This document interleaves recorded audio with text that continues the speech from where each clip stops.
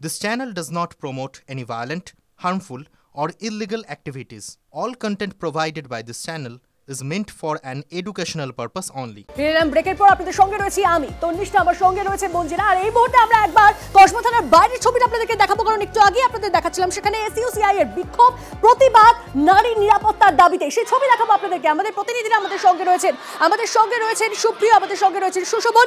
শুরুতেই সুশোভনের সঙ্গে একবার কথা বলবো এবং এই মুহূর্তে কি পরিস্থিতি, কি আপডেট, কি চলছে জানার চেষ্টা করবো। সুশোভন,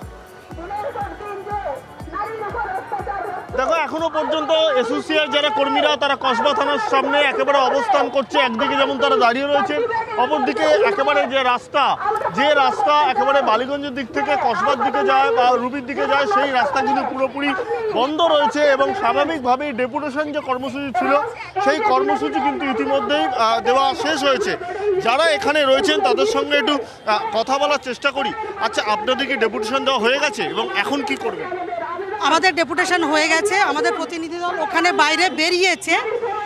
আমাদের তো দাবি ছিল এই মনোজিৎ মিশ্র সহ যারা এই ঘটনার সঙ্গে যুক্ত তাদেরকে কঠোর সাজা দিতে হবে, দৃষ্টান্তমূলক সাজা দিতে হবে।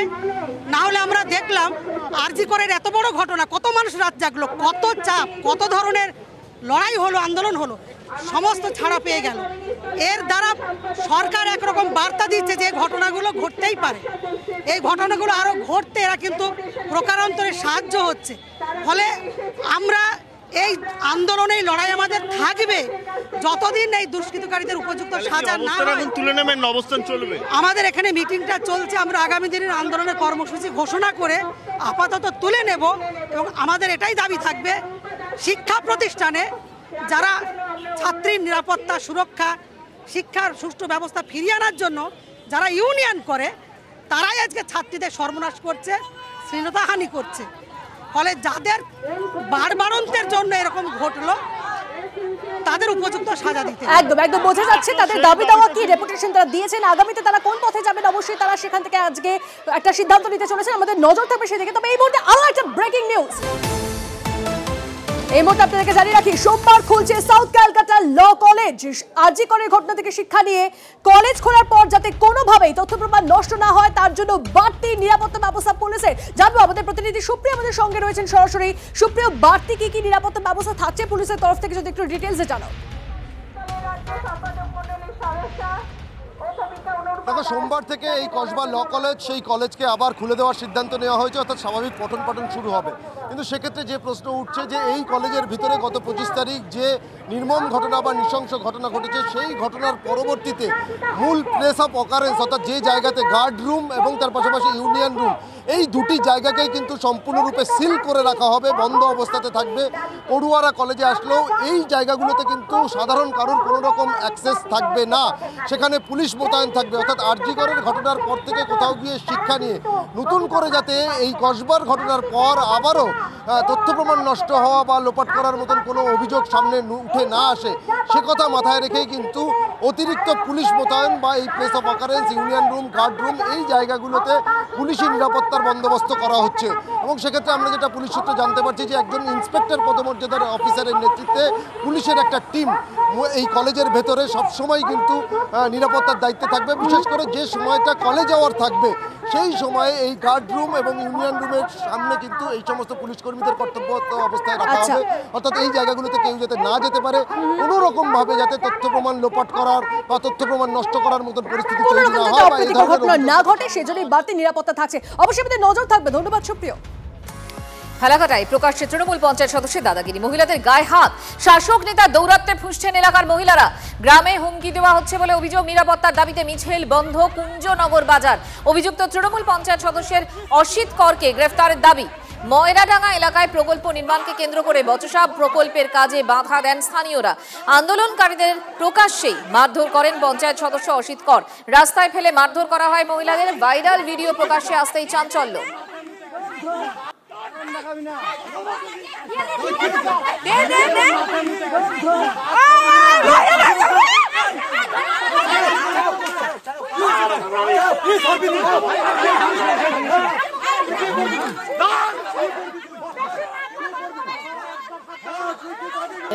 কেস করবো, এটা করবো, খারাপ ভাষা করে গালাগালি করছে। আপনারা কেন গেছিলেন ওখানে? ওখানে সে বন্ধ করার জন্য। তারপরে গিয়ে সে করলো ওই যে টানাটানি করছে, এমনি লাথালাতি করছে, এসে পাথর যা পাইছে তাই দিয়ে মারামারি করছে। কে করেছে? অসিত কর।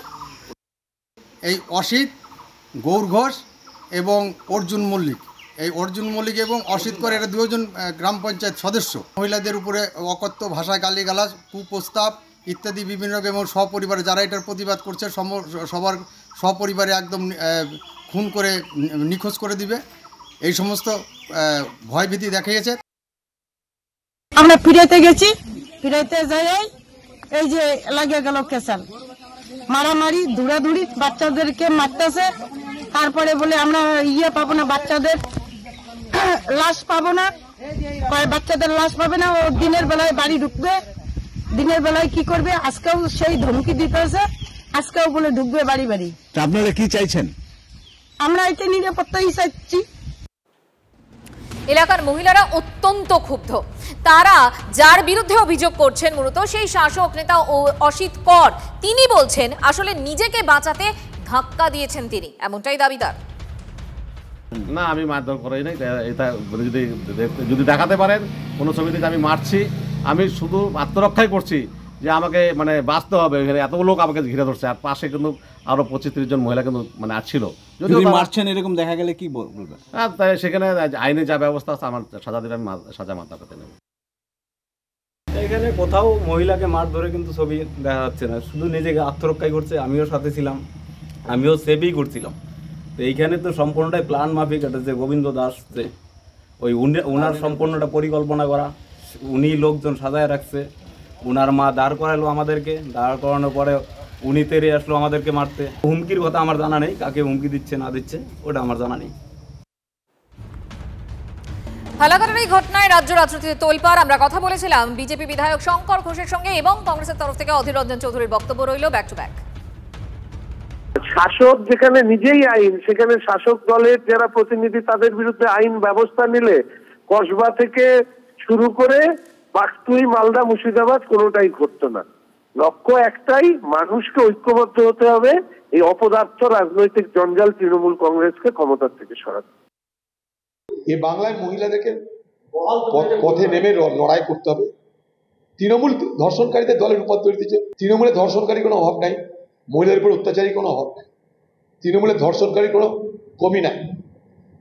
তাই তৃণমূলে ধর্ষণকারী যেখানটায় আছে, মা বোনদের নিরাপত্তা সেখানটায় নেই।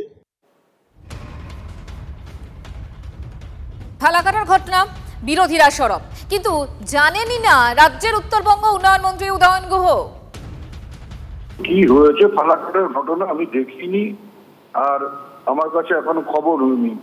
কিন্তু আমি খবরের কাগজ খুলে যেটা দেখলাম আজকে সকালে, আপনি বলছেন যে শুভেন্দু অধিকারী পোস্ট করেছে, তা শুভেন্দু অধিকারীকে পাশাপাশি আর একটা পোস্ট করতে বলুন যে উত্তরপ্রদেশে যোগী রাজ্যে, যেখানে একদম নাকি রাম রাজত্ব চলছে, সেই রাম রাজত্বে একজন পুলিশ একজন দলিত নাবালিকাকে তুলে নিয়ে গিয়ে ধর্ষণ করেছে, সেটা প্রত্যেকটা সংবাদপত্রে এসছে।